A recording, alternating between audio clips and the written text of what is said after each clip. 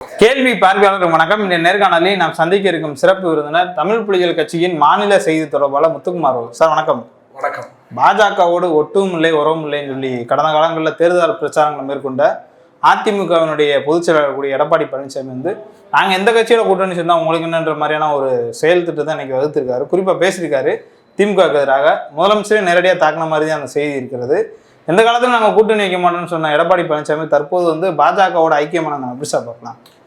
பாஜகவோடு அவர் ஐக்கியமாலாம் ஆகலை. பாஜகவோடு கூட்டணி அப்படின்னு சொல்ல முடியாது. இது ஒரு ஃபோர்ஸ் அலைன்ஸ்.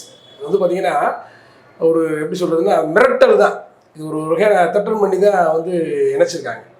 இது அழுத்தம் கொடுத்து ஒரு அச்சுறுத்தல் பண்ணி பல விதங்களில் பல விதமான மிரட்டல்களெல்லாம் கொடுத்து தான் இந்த அச்சுறுத்தல் நடந்தது.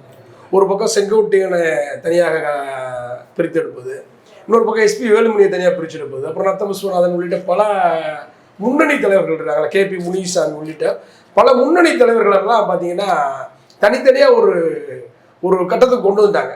அது இடி பல விஷயங்களை கையில் எடுத்து இடியில் மூலம் மிரட்டுவது வைப்பது உள்ளிட்ட பல விஷயங்களை, இன்னும் சொல்ல போனால் எடப்பாடி அவருடைய பையனையே ஒரு விஷயத்தில் லாக் பண்ணியிருக்காங்க. 100 தொழிலுக்கு மேற்பட்ட பிரச்சனைகளில் லாக் பண்ணியிருக்காங்க. அது மாதிரி நிறைய ஒரு மிரட்டலில் வேற வழியே இல்லாமல் இன்னைக்கு பார்த்தீங்கன்னா அதிமுக பாஜகவோட கூட்டணி வைக்க மாட்டோம் அப்படிங்கிறது தான் அவங்க சொன்னதை உண்மையான ஒரு நிலைப்பாடு. கடந்த காலங்களில் அவங்க சொன்னது எஸ்டிபி கூட்டங்கள்லையும் தொடர் தோல்விக்கு கிடைச்ச அந்த பதிலாகவும் அவங்க சொன்னாங்க. ஜெயக்குமாரே நான் தோல்வி அடைவதற்கு காரணமே ராயபுரம் தொகுதியில் நான் ராஜா மாதிரி இருந்தேன். இன்னைக்கு அதே மாற்றி பேசுகிறாரு. அப்படின்ற மாதிரி வேறு வழி இல்லை. அவர்கள் பார்த்தீங்கன்னா அதாவது உண்மையிலே ஒரு கோழைத்தனமான ஒரு தலைவர்களாக இருக்காங்க. ஆளுமை மிக்க தலைவர்களாகவோ அல்லது வீரதீரமுக்கமாக பேசக்கூடிய நபர்களாகவோ எதிர்த்து பேசக்கூடிய எதையும் சந்திக்க தயாராக இருக்கும் அப்படின்ற மாதிரி சொல்லக்கூடிய நபர்களாகவோ யாரும் இல்லை. இன்னைக்கு ஈடி உள்ளிட்ட பல்வேறு மிரட்டல்கள்லாம் காட்டினால் கூட திராவிட முன்னேற்ற கழகம் இன்னைக்கு சட்டமன்றத்திலேயே ஆளுநருக்கு எதிராக தீர்மானம் நிறைவேற்றாலும் ஒன்றிய அரசுக்கு எதிராக தீர்மானம் நிறைவேற்றாலும் உச்சநீதிமன்றம் வரை சென்று மாநில உரிமைகளையும் இந்த முழுக்க தமிழ்நாடு அரசு தமிழ்நாடுடைய உரிமைகளை பாதுகாக்கும் விதமாக பல முன்னெடுப்புகளை இன்னைக்கு திராவிட முன்னேற்ற கழகம் எவ்வளவோ மிரட்டல்களை மீறி தான் செஞ்சுட்டு இருக்காங்க. இது மக்கள் துணையோடு செய்கிறாங்க. அப்போ நமக்கு தமிழ்நாட்டு மக்கள் துணையோடு இருப்பாங்க அப்படின்ற தைரியத்தில் இன்னைக்கு திராவிட முன்னேற்ற கழகம் செய்யுது. ஆனால் இந்த தைரியம் அதிமுக கூடிய ஒரு தலைவர்களுக்கு இருக்கா அப்படின்னா ஒரு தலைவர்களுக்குமே இல்லை. மிகப்பெரிய கோழைகளாக இன்னைக்கு அந்த தலைவர்கள் இருக்காங்க. இது ஒரு மிகப்பெரிய கட்சி. அந்த கட்சியினுடைய தலைவர்கள் கோழைகள்னு சொல்ல சரியாகுமா? ஏன்னா அவங்களுக்கு ஒரு நிலைப்பாடு இருக்குங்களா? இல்லை, இது என்ன நிலைப்பாடுன்னா இப்போ அவர் சொல்றாரு. இப்போ என்ன சொல்றாருன்னா ஊடகங்களை பார்த்து சொல்றாரு, ஏன் பயப்படுறீங்க, நாங்கள் பாஜகவோட கூட்டணி வைக்கிறது பார்த்து ஏன் பயப்படுறீங்க, முதல்வர் ஏன் பயப்படுறாரு அப்படின்னு கேள்வி கேட்குறாரு. முதல்ல பார்த்தீங்கன்னா மக்களுடைய முடிவுலேருந்து தான் நீங்கள் முடிவெடுக்கணும். மக்களுடைய மனநிலை தான் முடிவெடுக்கணும். மக்கள் தான் உங்களுக்கு ஓட்டு போடுறவங்க. உங்கள் கட்சி தான் நீங்களே ஓட்டு போட்டு ஜெயிச்சிட முடியுமா? அப்படி கிடையாது. உங்கள் கட்சி தொண்டர்களுடைய மனநிலை என்ன, அவருடைய மன ஓட்டம் என்ன, தமிழ்நாட்டு மக்களுடைய மன ஓட்டம் என்ன, தமிழ்நாட்டு மக்கள் பாஜகவை எந்த நிலையில் வைத்திருக்கிறார்கள், அது உண்மையிலே தமிழ்நாட்டு மக்களுக்கு எதிரான கட்சி, ஒரு எதிரியாக தமிழ்நாட்டு மக்கள் சித்தரிக்கிறாங்க. அதனால நோட்டாவை கூட தாண்ட முடியாத ஒரு சூழல் இருக்கு. அப்படி நோட்டாவே தாண்ட முடியாத சூழல் இருக்கக்கூடிய ஒரு கட்சியோடு என்னன்னு சொல்ல போனால் அந்த கட்சியோடு இணைந்த காரணத்தினால நீங்கள் பல தோல்வியை சந்திச்சிருக்கீங்க. கடை சட்டமன்றத்தில் தோல்வியை விட்டு பல தோல்விகள் நீங்கள் சந்திச்சிருக்கீங்க. இப்படி சந்திச்சு பிறகும் மீண்டும் இன்னைக்கு கூட்டணி அப்படின்றது எப்படின்னா அவர் என்ன சொல்றாரு, அமித்ஷா என்டிஏ கூட்டணி ஆட்சி அமைப்போம் அப்படிங்கிறாரு. இன்னைக்கு எடப்பாடி என்ன சொல்றாரு, இல்லை இங்கே நான் தான் மத்தியில் மோடி, ஒன்றியத்தில் மோடி, இங்கே நான் தான் அப்படின்ற மாதிரி அமித்ஷாவே சொல்லிட்டாரு அப்படின்ற மாதிரி எங்க தலைமையிலான கூட்டணி அதாவது கூட்டணி ஆட்சி கிடையாது, எங்க தலைமையிலான கூட்டணி அப்படிங்கிற மாதிரி எல்லாம் மாறி மாறி பேசுறாரு. அப்ப வேற வழி இல்லை. சந்தர்ப்பம் பாஜகவோட சேர்ந்தாலும் மாநில கட்சியாக நாங்க தான் இருப்போம், எங்க தலைமையில தான் கூட்டணி, நாங்கள் தான் முதல்வர் வேட்பாளர் சொல்றது ஒரு அதிமுக ஒரு பலம் தானே. மாநில கட்சியா நீங்க இருக்கணும்னு சொன்னா என்ன சொல்ல போனா நீங்க எம்ஜிஆர் வீரன் மாதிரி நீங்க பேசுறீங்க. ஒரு மாநில தலைவர் நீங்க எப்படி கோழைன்னு சொல்லலாம்னா அப்ப இதுக்கு முன்னாடி இந்த தலைவர் எம்ஜிஆர் இந்த கட்சியில வீரனா அப்படின்னா அப்படிலாம் கிடையாது. அவரும் ஒரு கோழை தான். ஏன்னா மாநில கட்சியில தடை செஞ்சுருவாங்கன்னு சொல்லி பயந்து அண்ணா திராவிட முன்னேற்ற கழகத்தை அனைத்து இந்திய அண்ணா திராவிட முன்னேற்ற கழகம் மாற்றினவர் தான் எம்ஜி ராமச்சந்திரன். சரிங்களா? அவரே ஒரு கோழை தான். ஒன்றிய அரசுக்கு அஞ்சு நடுங்கி தான் வேலை பண்ணார். அந்த ஒரு கொள்கை புரிதல், கொள்கை தெளிவோடு அந்த கட்சி தொடங்கப்படலை. அதிமுக கட்சியை கொள்கை தெளிவோடு தொடங்கப்படலை. அதனால தான் நீங்கள் பார்த்தீங்கன்னா கொள்கை தெளிவு இல்லாமல் பார்த்தீங்கன்னா இன்னைக்கு எப்படினாலும் பதவி வாங்கலாம், காலில் விழுந்து பதவி வாங்கலாம். சசிகலா என்கிற ஜெயலலிதாவுடைய தோழி என்ற அடிப்படையில் அவங்க காலில் விழுந்து பதவி வாங்கினவர் தான் எடப்பாடி பழனிசாமி. இது தமிழ்நாடு மக்களுக்கு தெரியும். ஆக இவங்கள்ட்ட அந்த கொள்கை இல்லாதனால தான் இன்னைக்கு வந்து பார்த்தீங்கன்னா ஒன்றிய அரசுக்கு அஞ்சக்கூடிய, மோடிக்கெல்லாம் பயப்படக்கூடிய ஒரு நிலைமையில இன்னைக்கு இவங்க இருக்காங்க. அமித்ஷாக்கெல்லாம் அஞ்சக்கூடிய நிலைமையில இருக்காங்க. இன்னும் சொல்ல போனால் அண்ணாமலைக்கு பயப்படக்கூடிய, நயினார் நாகேந்திரனுக்கு அஞ்சக்கூடிய நபர்களாக இவங்க இருக்காங்க.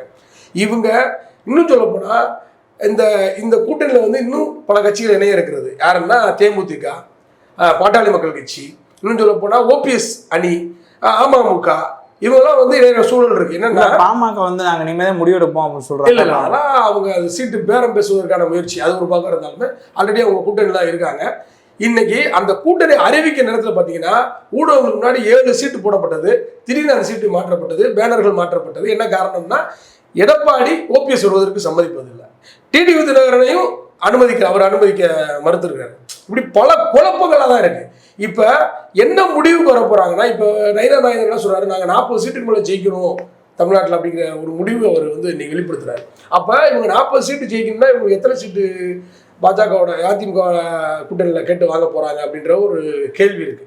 நோட்டாவே தாண்ட முடியாத கட்சி 40 ஜெயிக்கணும் அப்படிங்கிற ஒரு எய்ம் வைக்கிறாங்க. ஒன்று. இன்னொன்று வந்து பார்த்தீங்கன்னா இன்னைக்கு வந்து ஓபிஎஸ் வந்து வேற ஒரு கட்சி தொடங்கக்கூடிய ஒரு நிலைமைக்கு இன்னைக்கு பாஜக ஆளாக்கிடுச்சு. பாஜக தான் ஓபிஎஸ் வந்து ஒண்ணுமில்லாத நபராக மாத்திருச்சு. ஓபிஎஸ் இன்னைக்கு ஒண்ணுமில்லாத நபராக இன்னைக்கு இருக்காருன்னா அதுக்கு பாஜகவுடைய அடிமை, மிகப்பெரிய அடிமை, எடப்பாடியை விட மிகப்பெரிய அடிமையா வந்து ஓபிஎஸ் வந்து சரணாகதியானதுனால தான் இன்னைக்கு வந்து ஒண்ணுமில்லாம நிற்கிறார். மிகப்பெரிய சரணாகதி யாருன்னா ஓபிஎஸ் தான். இன்னைக்கு அதனாலதான் ஓபிஎஸ் வந்து பாத்தீங்கன்னா எந்த ஒரு அடையாளம் இல்லாம இருக்கிறார். டிடிவி கூட அமமுக ஒரு கட்சியை தொடங்கி வேலையை செஞ்சு இன்னைக்கு பாஜகவோட ஒருவேளை கூட்டணி சேர்ந்தால் கூட டிடிவி தினகரனுக்காக எடப்பாடி பிரச்சாரம் செய்வாரா, ஓபிஎஸ்க்காக பிரச்சாரம் செய்வாரா? ஏன்னா ஆல்ரெடி இவங்கெல்லாம் பாஜக கூட்டணியில் இருக்கிறவங்க, டிடிவி தினகரனும் ஓபிஎஸும் கூட்டணியில் இருக்கிறவங்க. அப்ப இந்த கூட்டணி பொருந்தாத கூட்டணி, அவங்களுக்குள்ளே ஒரு ஒற்றுமை இல்லாத கூட்டணி. அப்ப பாஜக என்ன செய்யும்னா ஒரு பெரிய பேரம் பேசி ஒரு தொகுதி எண்ணிக்கையை கூடுதலாக பெற்று ஓபிஎஸ்ஐ தாமரை சின்னத்தில் நிற்க வைப்பதற்கான முயற்சி எடுக்கும். டிடிவி தினகரன் அமமுகவையும் தாமரை சின்னத்தில் நிற்க வைப்பதற்கான முயற்சி எடுக்கும். இதன் மூலம் என்னன்னா ஓபிஎஸ்ஐ பாஜக நபராகவும் டிடிவி தினகரனை பாஜக நபராகவும் தமிழ்நாட்டில் பாஜக கால் ஊண்டுவதற்கு இது போன்ற அடிமைகளை எல்லாம் பயன்படுத்தக்கூடிய ஒரு போக்கு இன்னைக்கு தமிழ்நாட்டில் நடந்துகிட்டு இருக்கு. இப்படிப்பட்ட கேவலமான நபர்களை எல்லாம், கோழைகளை எல்லாம், அஞ்சக்கூடிய நபர்களை எல்லாம் தமிழ்நாட்டு உரிமையை பாதுகாப்பவர்களும் தமிழ்நாட்டு மக்கள் நினைக்கிற அளவுக்கு தமிழ்நாட்டு மக்கள் விழிப்புணர்வு அற்றவர்கள் அல்ல. தமிழ்நாட்டு மக்கள் மிக விழிப்புணர்வாக இருப்பாங்க. இன்னைக்கு அமமுகவும் சரி ஓபிஎஸும் சரி கரைந்து போய் பாஜகவோடு இணைவதற்கான வாய்ப்புகள் கூடுதலாகவே இருக்கு. எடப்பாடி வந்து கிட்டத்தட்ட இவர்கள் இருவரையும் இணைத்துக் கொள்வதற்கு தயாரில்லை, சசிகலாவை இணைப்பதற்கு தயாரில்லை. ஏன்னா தன்னுடைய அதிகாரம் போயிடும் அப்படிங்கிறது அவர் தெளிவாக இருக்கிறார். அவருக்கு வந்து கட்சி வளர்ச்சி அப்படிங்கிறதுலாம் கிடையாது. தன்னுடைய அதிகாரம் போயிடக்கூடாது, நான் தான் முன்னணியில் இருக்கணும் அப்படிங்கிற அடிப்படையில் தான் இன்னைக்கு செங்கோட்டையனுக்கு 5, எஸ்பி வேலுமணி போன்றவர்கள், முன்னாடி கே முனிசாமி போன்ற தலைவர்களுக்கு 5, இன்னும் சொல்ல போனால் அவரே 5 தான். கோழை தான். அவர் முழுக்க கோழைத்தனமாக தான் எடுத்த முடிவு தான் இந்த முடிவு வந்து பார்த்தீங்கன்னா தமிழ்நாட்டு மக்களால் துரத்தி அடிக்கப்படப்பட்ட ஒரு முடிவாக உங்களுக்கு மாறும். நிச்சயமாக தோல்வியை அந்த கூட்டணிக்கு தருவாங்க. இல்ல திமுக கூட்டணி தமிழ்நாட்டில் வந்து வலுவா இருக்கக்கூடிய சமயத்தில் எதிர்கட்சி ஒரு மிகப்பெரிய ஒரு கூட்டணி அமைக்க வேண்டியது சாத்தியம் தானே?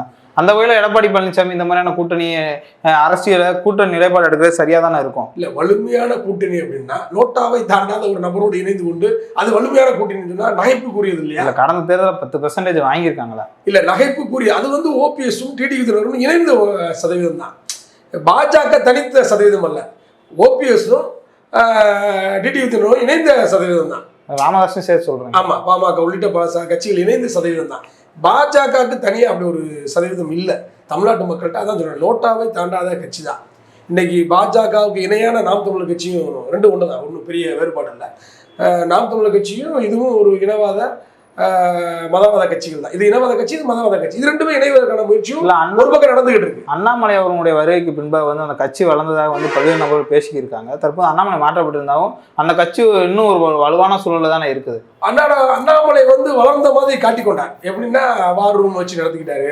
நிறையா யூடியூப் சேனல்கள்ல, நிறைய சமூக ஊடகங்கள்ல அவரை பத்தின அண்ணாமலை ஆர்மி, அண்ணாமலை போர்ஸ் அதுன்னு அவரா வந்து தன்னை பில்டப் பண்ணிக்கிட்டாரு. அந்த பில்டப் வந்து பாத்தீங்கன்னா ஏதோ பாஜக வளர்ந்தது போல் சீமான் பேசுறதை நீங்க நம்புறீங்கன்னு நினைக்கிறேன். சீமான் தான் சொல்லியிருந்தார் பாஜகவை வளர்த்த நபர்னு சொன்னாரு. அதெல்லாம் ஒரு பில்டப் தான். இந்த பில்டப் நம்பிக்கை கிடையாது. இல்ல இந்த பில்டப் ஓகே அது ரைட். இந்த பில்டப் எதுக்காக கொடுக்கப்படுதுன்னா பாஜக தமிழ்நாட்டில் வளர்வதற்கு முள் பொறுக்கிற வேலையை சீமான் செய்கிறார். இன்னைக்கு வந்து அதை அவர்கள் புரிஞ்சுக்கிட்டாங்க. இன்னைக்கு குருமூர்த்தி கூட மிக தெளிவா பேசியிருக்காரு. நீங்க நம்ம கூட்டணிக்கு வாங்க, பாஜக கூட்டணிக்கு வரணும் அப்படின்னு பேசியிருக்காரு. நயினார் நாகேந்திரன் அழைச்சிருக்காரு. இப்ப பாண்டே போன்றவர்களும் சொல்றாங்க. இப்ப இதை அவருடைய இனவாத அரசியலை மிக தெளிவாக இது ஒரு பார்ப்பன நலனுக்கான கட்சி தான் நாம் தமிழர் கட்சி, இது பிற்படுத்தப்பட்ட மக்களுக்காக ஒடுக்கப்பட்ட மக்களுக்கான கட்சி அல்ல அப்படிங்கிறத மிக தெளிவா புரிந்து கொண்டுதான் அனைவருமே அவரை கூப்பிடல. நீங்க சொல்றத பார்த்தா நேரம் வரும்போது நாங்க கூப்பிடுவோம், அந்த எங்களோட ஜாயின் பண்ணுங்க. நான் என்ன சொல்றேன், ரொம்ப தெளிவா ஒரு வார்த்தையை பதிவு செய்ய விரும்புறேன். நாம் தமிழர் கட்சின்ற பேரை ஒரு துணை அமைப்பை வச்சுக்கிட்டு அவர் பாஜக தலைவராகவே மாறலாம். சீமான் வந்து நயினார் நாகேந்திரன் கூட வேற பொறுப்பு வழங்கிட்டு சீமானுக்கு நேரடியாக பாஜக தலைவர் பொறுப்பு கொடுக்கலாம். ஏன்னா அந்த அளவுக்கு அவர் பாஜகவோடு ஒன்றி போனதா குருமூர்த்தி உள்ளிட்ட பல தலைவர்கள் சொல்றாங்க. இறுதி அந்த மாதிரியான அந்த அதிமுகவுடைய அந்த பாஜக நிலைப்பாடு வந்து எப்படி சார் பார்க்கலாம்? ஏன்னா வெளிப்படையா வந்து அறிவிச்சிட்டாரு எடப்பாடி பழனிசாமி 2026 தேர்தலுக்கு இன்னும் கிட்டத்தட்ட ஒரு 10 மாதம் தான் இருக்கிறது. அப்போ 1972 உருவான அந்த அதிமுக கட்சி கொள்கை இல்லாமல் சினிமா கவர்ச்சி மூலம் உருவான ஒரு கட்சி தான் அதிமுக. அது அழிந்து போகக்கூடிய ஒரு கட்சி தான். திராவிட முன்னேற்ற கழகத்துக்கும் அதிமுகவுக்கும் ஒரு வேறுபாடு இருக்கு. இது கொள்கையின் மூலம் உருவானது, அது கொள்கையற்ற உருவான கட்சி. இன்னைக்கு வந்து பார்த்தீங்கன்னா அந்த கொள்கையை பற்றி பேசுவதற்கு யாராவது ஒரு நபர்கள் இருக்காங்கன்னா விரல் விட்டு எண்ணக்கூடிய நபர்கள் தான் அங்கே இருக்காங்க. விரல் விட்டு எண்ணக்கூடிய நபர்கள் கூட இல்லைன்னு தான் சொல்ல முடியும். அந்த அளவுக்கு மிக மோசமாக வந்து பார்த்தீங்கன்னா இன்னைக்கு பிழைப்புவாத சந்தர்ப்பவாத நபர்களாக இன்னைக்கு அதிமுக நபர்கள் மாறிட்டாங்க.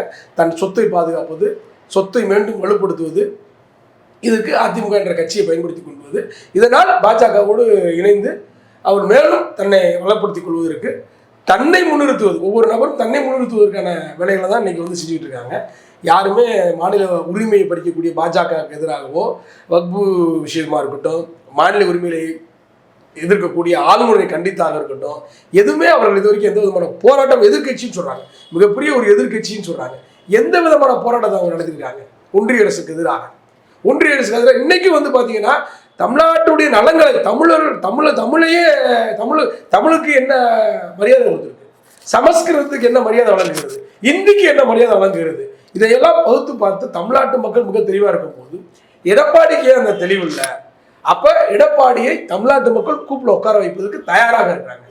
பாஜக கூட்டணி தமிழ்நாட்டில் பொருந்தாத கூட்டணி, அதிமுக பாஜக கூட்டணி பொருந்தாத கூட்டணி. இந்த கூட்டணியை தமிழ்நாட்டு மக்கள் ஒருபோதும் ஏற்றுக்கொள்ள மாட்டார்கள். நிச்சயமாக மிகப்பெரிய தோல்வியை சந்திக்கும். 2026 திராவிட முன்னேற்ற கழகத்திலான தலைமையிலான கட்சி தான் ஆட்சி அமைக்கும். எடப்பாடி பழனிசாமி குறித்து பல்வேறு கருத்துக்களை முக்கிய நன்றி சார். நன்றி.